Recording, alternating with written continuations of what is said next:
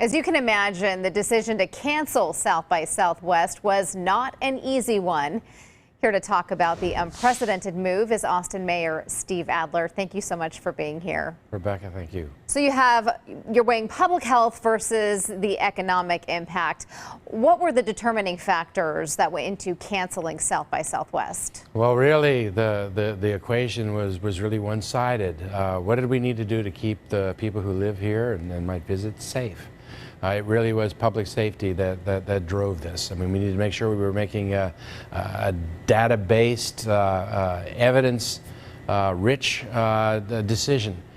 We had our public health officers involved. We had outside experts, the three largest hospital and health service providers in Central Texas, people from the Dell Medical School. Ultimately, the risk was just too great for public health in the community. But I'll tell you, I'm heartbroken because I recognize the impact that this has on businesses throughout our community. So a decision like this is not made lightly. I'm hoping for a stick by, south by campaign. I'm urging everybody to make sure they go out to eat a couple times next week at restaurants and visit some clubs. And heck, some of the guys ought to grab their partners and go spend a night at a hotel next week. But I think we need to be resilient as a community, but ultimately this decision only focused on public health issues. Also today, you declared a local state of disaster. What exactly does that mean? Does this qualify the city to receive federal funds to offset any economic loss?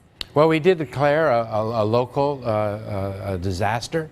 That does put us in the position to receive federal funding if federal funding becomes available for this kind of thing. It enables us to take the action that we did with South by. It puts us in the position to be ready to take action in the future if it's necessary. I think it's real important for people to know that we do not have a present emergency in our city now. We have no cases of this.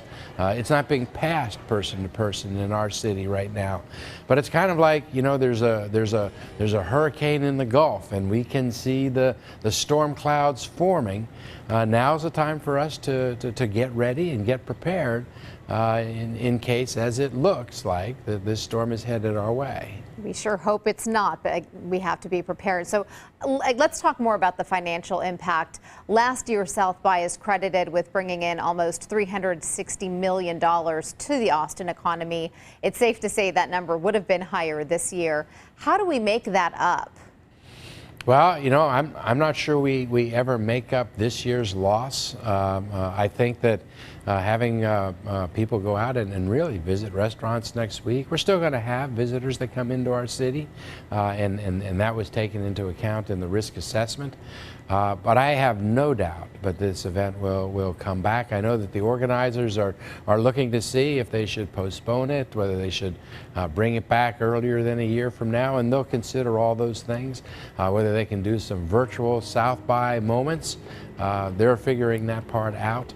But I know that this event, a strong and critical part of this community, is going to continue to be here and with us for a long time. We spoke briefly about this before the newscast. I know the city doesn't have insurance, obviously, over South by Southwest, but does the festival itself carry any sort of private insurance in case something like this were to happen, which it now has?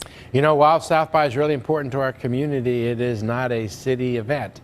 That's a kind of question that the South by organizers need to answer. And when it comes to vendors and badge holders, is that something that they would need to get a hold of South by as well in order to get any potential refund? Again, those folks should reach out to the South by South Bend organizers. Okay, well, we are out of time, but Mayor, I want to thank you so much for coming in and giving us your thoughts and perspectives tonight. Absolutely, thank you.